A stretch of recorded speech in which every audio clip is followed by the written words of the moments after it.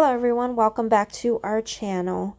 It's been a while since I've uploaded a video, but we are now back and ready to show you guys the process of that we did for our kitchen and living room. So last video I left off, we were doing the drywall. So now that the drywall is up, we are now in the stage of doing the mudding. So the first step that we did for mudding was to do the 90-minute mud. Now, if you guys aren't very familiar or aware of that, we do the 90-minute mud, and that just relatively means that the mud will dry fast, and they do give you up to a 90-minute. However, I have seen mud mixtures that have been less than 90-minute. I think I've probably have seen a 30-minute mud. It depends on, how quickly you use it and how, efficient you are with doing the mudding yourself. And I'm pretty sure if you're a professional or you're pretty quick with it, 30-minute mud would actually suffice for you.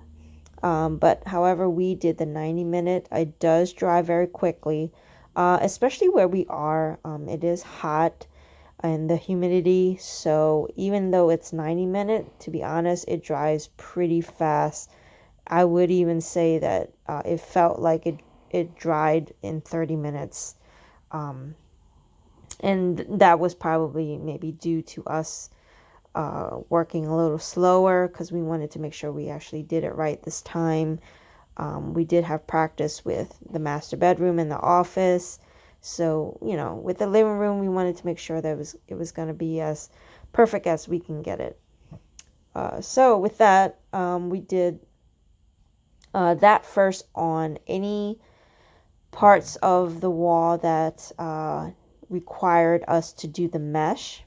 So the mesh is like a thin tape layer that you actually put if there's like huge gaps, if there's huge holes while putting the drywall up. That is what we used it for. So you can see here I'm using it for where the outlets were. I did put the mesh on around there. Most of the outlets did need it. And that was because of, the cuts that we had to do to make sure that the outlets did fit and they were fitted correctly. So, and then we meshed, if you could see there on the right, gaps that were in the on the wall. We did do a lot of that for the corners, because the corners did have a certain amount of gap there that, we tried to get it as close as we can when we were putting the drywall up. However, sometimes it just doesn't work out that way. And I have to reiterate to everyone that watches our channel, we are not professionals. We really aren't. These are just things that we have done. Whether they're right or wrong, it's all a learning curve for us. This is a learning process. We know that sometimes, a lot of the things that we do are wrong, and, and then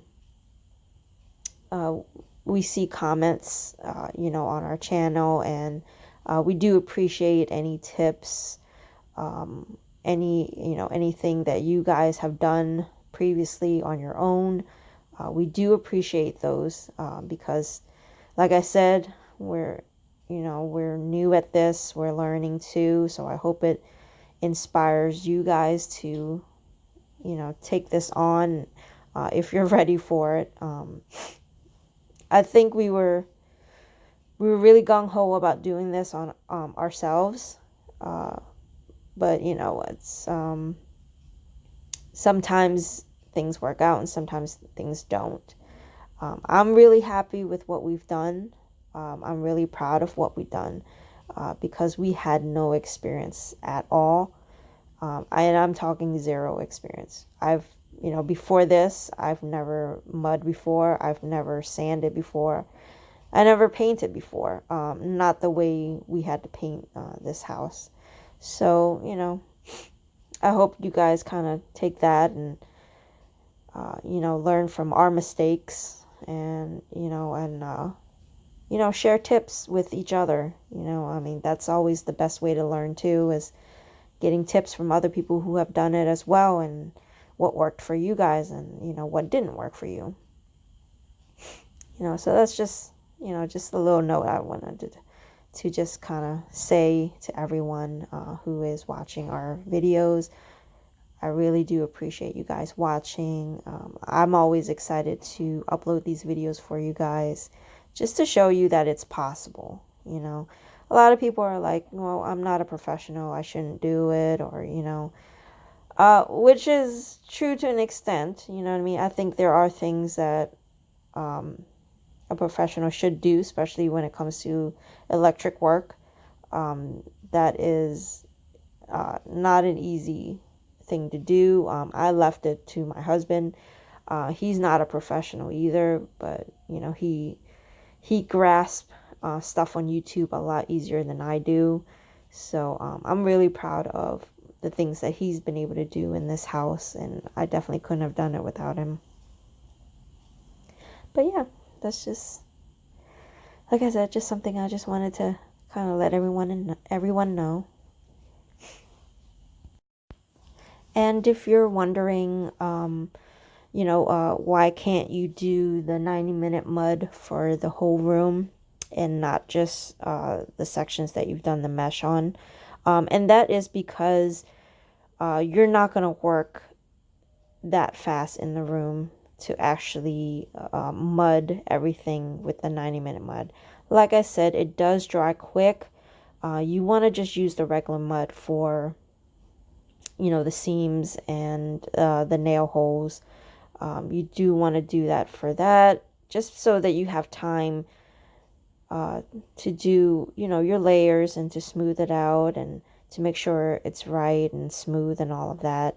If you're going to do the 90-minute mud on everything, I'm telling you, it dries so fast that you'll end up with thick layers of mud, and that is definitely something you don't want to do. The less sanding you do, the happier you'll be, just to let you know. I don't mind sanding. I actually do like sanding, which is weird, I know. But I do like sanding. It's just maybe my OCD kicking in or whatever, but I do tend to like doing that. However, if you aren't a fan of sanding, I'm telling you that 90-minute mud will dry fast, and it'll cake your seams, and you'll end up taking a long time to sand those things down. Because when you start painting, you actually see all of those layers and all of those caking that you're doing with the mud, and it won't be smooth. In this frame, this is something new that we did with the doorways, was put the metal trim on the ends there. My husband said that he wanted to do the metal where the foyer was, and that was because you're relatively going to walk in and out of those areas a lot, and he could definitely see us bumping into those doorways, and leaving dents and scratches and all of that. So he said it was better that we did the metal trimming for the foyer. So we did that. I have to say though, we had issues with it being smooth. It's not like using the plastic. You do have to layer it just like a tad thicker than you would with the plastic. And you can see here how he's kind of putting a lot there. And that's because you do have to cover it. You don't want the metal showing. So just, keep that in mind if you're going to do the metal trim for the doorways and stuff like that. I mean, I get why he wanted to do it, so that was fine. I do agree that we will be bumping into those, to in that doorway and the hallway and all of stuff, all of that, because that is where the laundry room is too. So I do agree that we should have done it. I just wanted to make you guys aware that when you are using that metal trim, it does take a little more time because you do have to layer it to make sure that it's smooth and the metal isn't showing. All right, so this is actually the next day, and I actually did this myself. I went around every nail hole and to try to make sure that it was smooth before I spackled it. And you can see that little dimple there. That is what you want when you're just screwing in those screws.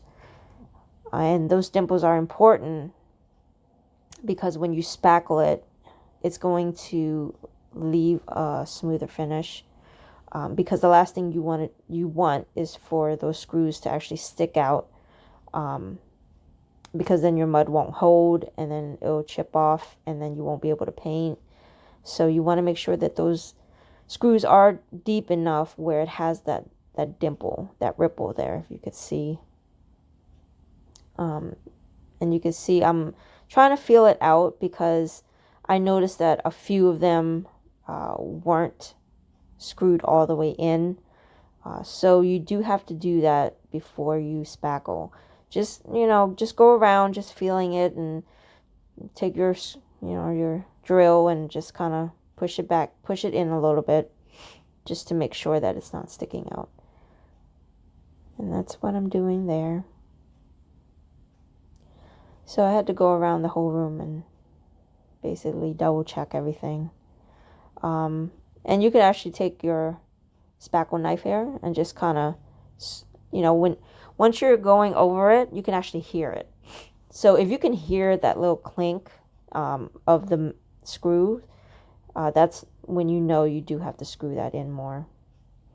So that's just one of my little tips there. If if you're feeling it and you feel like it's okay, I usually like to take that little knife and just kind of go over it just to make sure I don't hear that little clink. So I just wanted to kind of show you guys as well, as far as the trowel that I used and then the spackle knife that I used. You can see it's rusty. Now it's not rusty because it's old. It's rusty because it's metal. And you're constantly dipping into water. You're constantly dipping into the mud. So my little tip is to get a Scotch, pad. And when you're cleaning it, you could see there, I'm showing you guys with a little, Scotch pad, you can actually take a lot of that rust out. And that's important because you don't want, those orange rust to be on your mud, and, it just ends up looking really ugly. Even though you're going to paint it, it's just ugly. It's best to get all of that rust out. And you can see here, I am spackling the screw holes, and you really want to just put a little bit, as long as it's covered. That's all you really need. It's just to make sure it's covered, and then you're basically taking all of that out. You want to make sure it's smooth. You don't want to cake it, because like I said, if you cake it, you're going to end up having a hard time trying to sand it. So do it as thin as possible. And in this frame, you're seeing my husband there doing the taping and mudding on the ceiling. I have given him the task of doing the ceiling. I don't like doing the ceiling because, one, I'm short, and two, I just have a hard time, making sure that mud doesn't fall and all of that. So he does the corners, he does the ceiling, and then, I've done the task of doing the nail holes, screw holes, and, the 90-minute mesh. I do help him mudding the seams. The seams are easier to do, and that's because it's a flat surface. There's no bumps, unevenness that you need to worry about. So I find that easier for me to do as far as mudding. Like I said before, I don't enjoy mudding, so um, I try to do as less as I can when it comes to mudding. So but yeah. Okay, and here in this frame here, you guys are actually seeing him put in the pot lights. So we decided to do a pot light above the sink, a pot, and we did, I'm trying to remember, I think we did 3 pot lights going across of where the counter is going to be. And then we have a pendant lights above the island. So he had asked me, how many pot lights did I want up, how many should go across and all of that. I just wanted to make sure that we had plenty of lighting in the kitchen. And that is because in the living room, really the only light we have is the fan light. So the kitchen is important to be brightly lit, especially when you're cooking and such. So with that, I was happy. I was happy with the amount of pot lights that we had up in the kitchen. However, I do feel like I could have squeezed in 2 more, going in the same directions as the one on the left there. You could see. I just thought maybe at that time it was best to just have the pot lights specifically where the stove was, and I honestly wasn't thinking about the counter. So that's just one of my little notes to you guys. If you plan on doing pot lights and stuff like that for your kitchen, just kind of estimate how long your counter is going to be, and then I would actually extend it past the counter. When this was all said and done, I really did kind of regret I didn't put an extra 2 pot lights where the counter was. And then you guys will see that actually when I reveal the kitchen, how that look and the lighting and what we could have done differently. Even though I didn't do this, I would have to say I thought him putting in the pot lights was easy. You do want to make sure, that you're doing this safely. Get like instructions from a professional. If you're going to go on YouTube, I know that we share this with you guys, but just so that everyone can stay safe, just watch professionals do it on YouTube. That way you understand what exactly you need to do with the wires and what needs to be turned off and all of that. The last thing we want is for you guys to get electrocuted doing electric work on your own. Stay safe, everyone. You don't want to hurt yourself just because you think that it's easy to do. So this is probably like 2 days later. We did multiple coats. I think this was like coat number 3, and then we actually did a 4th coat. We thought a lot of the sections could have been done better, so we actually like sanded them down and then did a 4th coat. Just to let you know, we just wanted to make sure that it was done right and that it was going to look smooth. So we actually took our time to do this versus what we did for the bedrooms. But yeah, everything looks good. It was relatively easy, tedious but easy. I won't bore you guys too much with you know, what I did with the sanding and honestly the painting. I was going to add that to this video, but I don't think it's necessary since you've guys seen other videos of, you know, when I did that with the other rooms. But I just really wanted to kind of go over a couple of things that we did with the mudding.